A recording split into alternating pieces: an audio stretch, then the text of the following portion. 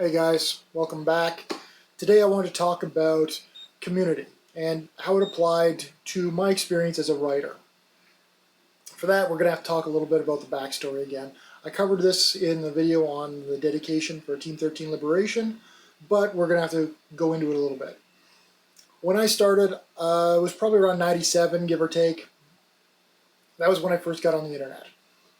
That was when the internet first came to the Magdalen Islands. Yeah. For the, I don't know how much it cost back then. I think it was $30 a month.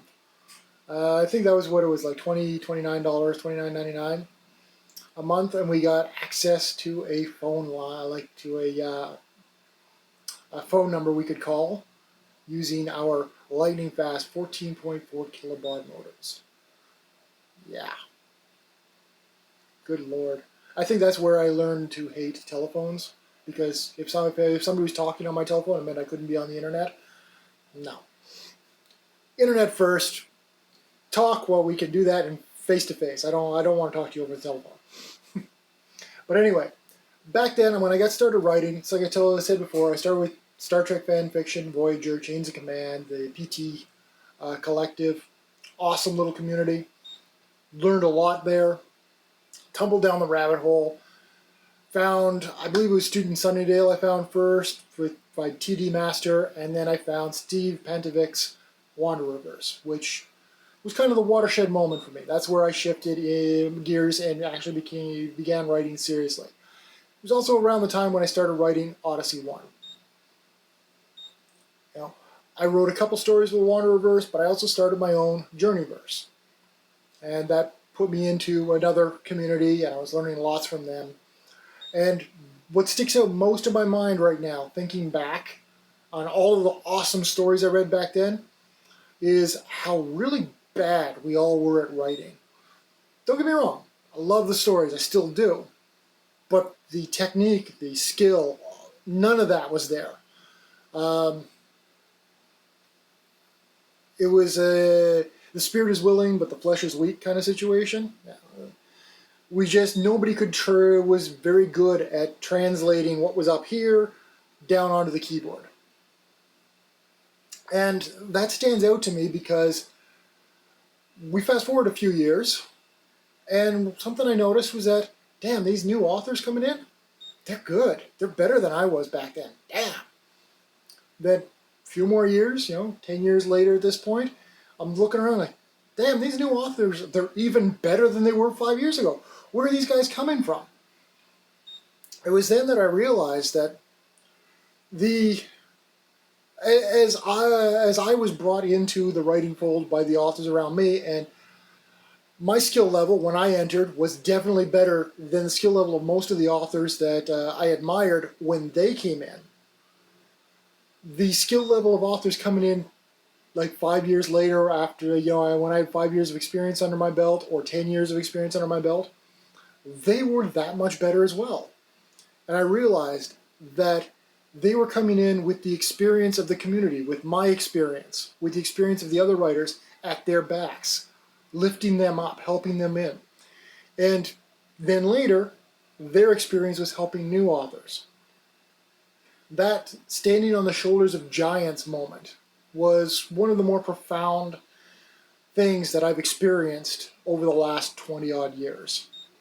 Realizing that it's not just practice. You can write 1,000 words a day, 10,000 words a day, whatever you like, and you are going to get better. But it's not the only way to do it. You can get better just by avidly reading and following and interacting with other writers.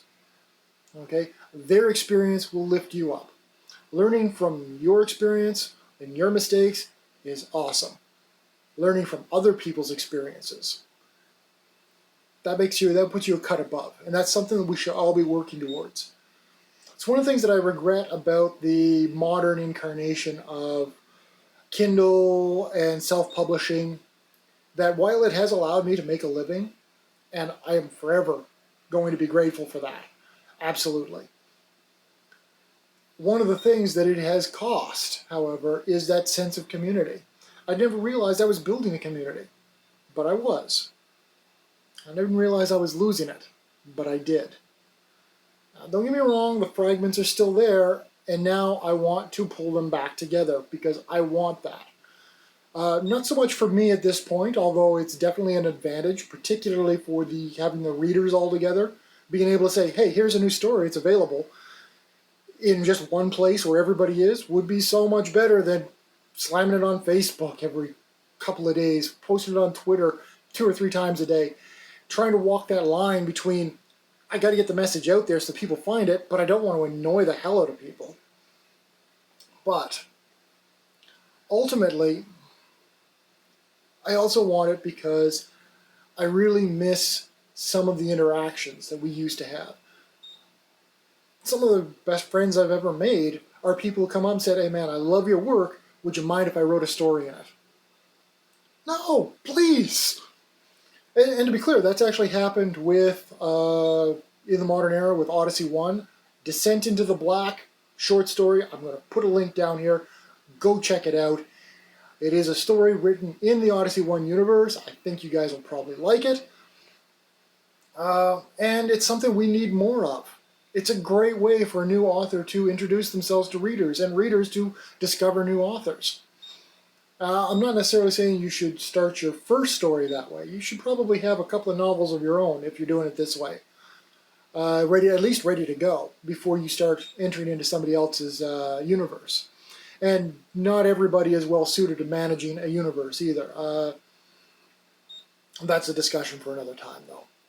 So yeah, that's pretty much what I wanted to talk about in this video. I want to speak about that sense of community and the advantages of having a community to lift you up and then in turn to reach down and pull other people up with you.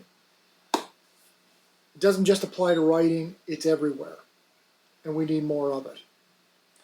Alright guys, that's enough for now. Thanks for listening. Stay safe, stay well, and I will see you next time.